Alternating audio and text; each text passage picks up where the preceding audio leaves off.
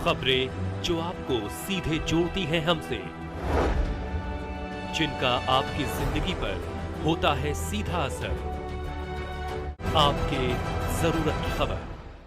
नमस्कार, आप देख रहे हैं मध्य प्रदेश हलचल न्यूज और मैं हूं आपके साथ मानवी ठाकुर। शुरुआत करते हैं आज की खास खबरों के साथ। जिले के लांजी तहसील अंतर्गत सिविल अस्पताल में पदस्थ महिला चिकित्सक डॉक्टर सुजाता गेडाम पर डिलीवरी के दौरान गंभीर चिकित्सकीय लापरवाही, अमानवीय व्यवहार और परिजनों से अभद्रता के गंभीर आरोप लगे हैं। ग्राम बोरेखुर्द निवासी लेखराम लील्हारे ने जिला कलेक्टर को शिकायत पत्र सौंपते हुए डॉक्टर गेडाम के खिलाफ एफआईआर दर्ज कर अनुशासनात्मक कार्रवाई की मांग की है। पीड़ित लेखराम ने बताया कि 4 जून 2025 को अपनी गर्भवती पत्नी को डिलीवरी के लिए लांजी सिविल अस्पताल में भर्ती कराया गया था, जहां डॉक्टर गेडाम द्वारा सिजेरियन ऑपरेशन के लिए 500 रुपए की मांग की गई। ऑपरेशन 5 जून को हुआ और एक बालक का जन्म हुआ। कुछ दिनों बाद पत्नी को पेट में तेज दर्द शुरू हुआ, लेकिन डॉक्टर ने इसे सामान्य बताकर नज़रअंदाज कर दिया और दवाइयाँ देकर घर भेज दी।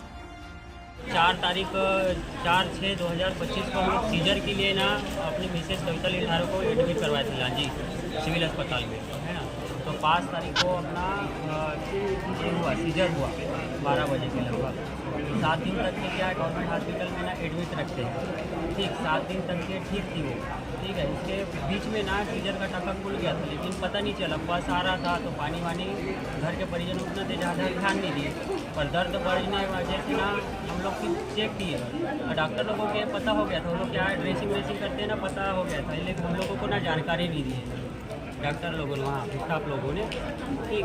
उसके बाद हम लोगों को छुट्टी करने वाले थे, उसी दिन छुट्टी के लिए बना दिए। तो हम लोग बात किए डॉक्टर से, है ना, सुजाता गेडाम मैडम से या स्टाफ से, तो फिर एडमिट और किए, मिनिमम 16 दिन तक और रखे, 20 तारीख तक के रखे हम लोग। 20 तारीख के बीच में ना किसी प्रकार का रिलीफ नहीं हुआ और उस अपना गड्ढा हो गया था, मेरे पास फोटो भी है। उस गड्ढे में क्या बोलते थे लोग, मांस भरेगा बोलते थे, मांस भरेगा। मैंने उनसे बात की, इतने गड्ढे में कैसा मांस भरेगा, ऐसा ऐसा करके, तो बोले मेरे को मांस भरेगा। मैं डॉक्टर जैसा बोल रहा है वैसा मैं अपनी दिमाग नहीं लगा पाया ना, उन्हीं का सुधाई से हो गया। धीरे धीरे ना हालत बहुत गंभीर हो गई। बहुत गंभीर होने की वजह से मैं फिर से बात किया उनके साथ, बीच में और बात किया था, तो वो लोग आराम हो जाएगा बोलते थे, अपने ही लगाते थे। हमारे परिजन लोगों को ना सुनते नहीं थे, कुछ भी बोलो तो उल्टा पुल्टा बोल देते थे, तुम लोगों को भरोसा नहीं है, ऐसा नहीं है, वैसा नहीं है। जो भी मम्मी लोगों को मेरे साथ उतना ज़्यादा बात नहीं हुआ था, मेरे को क्या दिखाते नहीं थे वो लोग, तो पिलाते भी नहीं थे। बोल भी रहा था कि मेरे को बात चेक करना है कितना है क्या है जिस टाइप का, तो वो लोग नहीं मिलने दिए। ग्राम पंचायत कालीमाटी से राष्ट्रीय मानवाधिकार आरटीआई जागरूकता संगठन की लाते बताएंगे क्या समस्या को मेरे को इनके द्वारा जानकारी दिया गया कि 4 तारीख को भर्ती किया गया था, 5 तारीख को सीजर हुआ और सभी से पैसे ले जाते हैं। पहला जैसा सीजर हुआ उसे 6000, दूसरा बार सीजर किया गया उसे सीधा 10,000 पैसे लेने के बाद में लापरवाही बरती गई सीजर में आने की। वो पहले बाद में पता चला कि जैसे पहले महिला का जिसे सीजर किया गया था, उसी औजार को उसी महिला के ऊपर फिर से चलाया गया, उसके कारण पूरा शरीर में इन्फेक्शन फैल गया, टाका खुल गया, पूरा पस निकलना शुरू हो गया। उसके बाद में 20 दिन रखने के बाद में रिफर किया गया गोंदिया के लिए। गोंदिया में गया तो सोनोग्राफ हुआ, सोनोग्राफ में पता चला कि बच्चेदानी में इन्फेक्शन फैल गया था। 25 तारीख को सोनोग्राफ हुआ, 26 तारीख को उसी महिला का 20 दिन के अंदर दोबारा ऑपरेशन किया गया। इसीलिए डॉक्टर सुजाता गेडाम को सख्त से सख्त कार्रवाई होना चाहिए और जो इस गरीब मजदूर को जो पैसे लगाए उसका पैसे भी उसको देना पड़ेगा। तहसील लांजी के ग्राम देवरबेली के दर्जनों आदिवासी परिवार ने वन विभाग द्वारा की जा रही बेदखली कार्रवाई पर गहरी आपत्ति जताते हुए प्रशासन से वन अधिकार पट्टा प्रदान करने की मांग की है।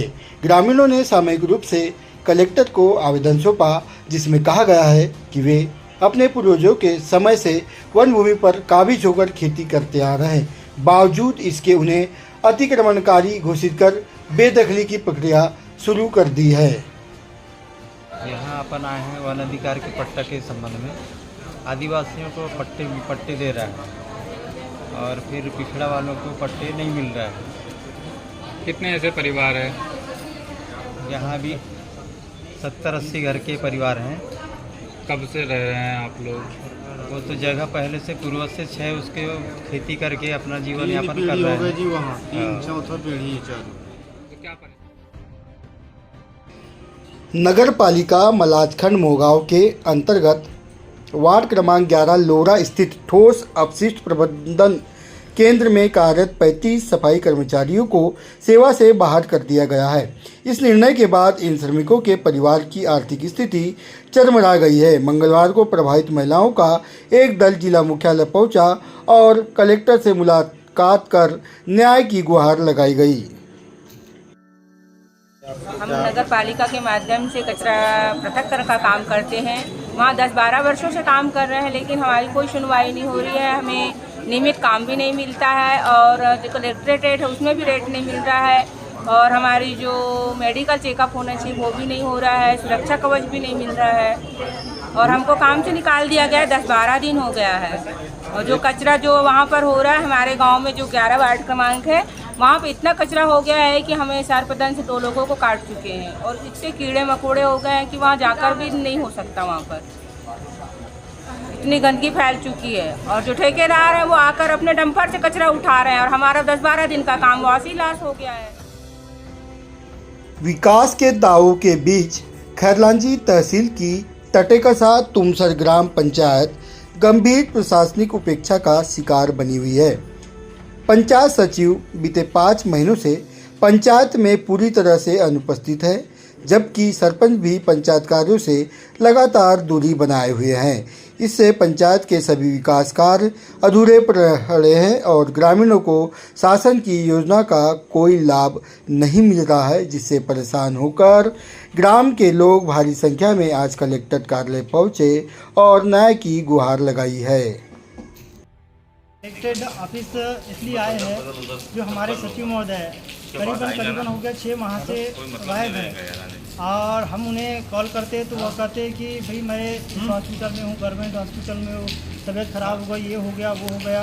और आज काफ़ी जनता परेशान है और अभी स्कूल में जो छात्रों को बहुत सारे ऐसे काम जो आए हैं जाती है बनाने में, उनकी सिग्नेचर लगती है, उनका काम और पड़ा हुआ है, वो बहुत परेशान है।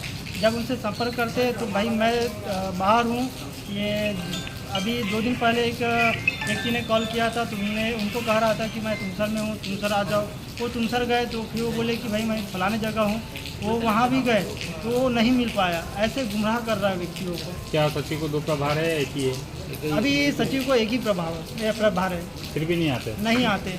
वो आते भी है तो फिर नशे की हालत में आते हैं, फिर गाली गलौज करते हैं, फिर जो पंचायत है पूरी गंदगी कर देते पंचायत में। क्या नाम है सचिव का? सचिव का नाम है शंखपाल घंटे। सरपंच का नाम है शिव प्रसाद आचले।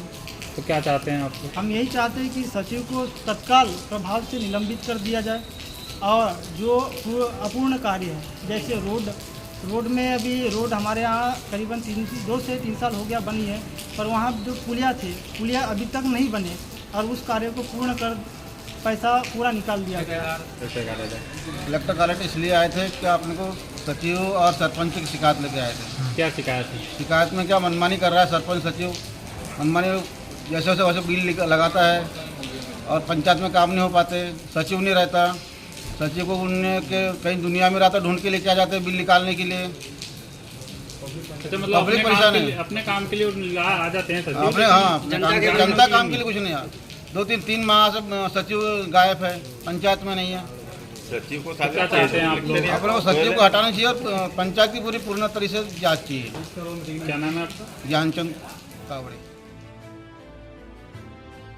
जिला सेन नाई समाज द्वारा प्रति वर्षानुसार इस वर्ष भी समाज के प्रतिभावान विद्यार्थियों का सम्मान समारोह मंगलवार 1 जुलाई को स्थानीय शीतल पैलेस में भव्य रूप से आयोजित किया गया। इस अवसर पर वर्ष 2024-25 में कक्षा 10वीं 12वीं बोर्ड परीक्षाओं में 70 या उससे अधिक अंक अर्जित करने वाले छात्र छात्राओं के साथ राज्य व राष्ट्र स्तर पर उत्कृष्ट प्रदर्शन करने वाले होनहार छात्रों को सम्मानित किया गया। कार्यक्रम के मुख्य अतिथि राज्य के शिल्पी मंडल अध्यक्ष व कैबिनेट मंत्री दर्जा प्राप्त नंदकिशोर वर्मा रहे।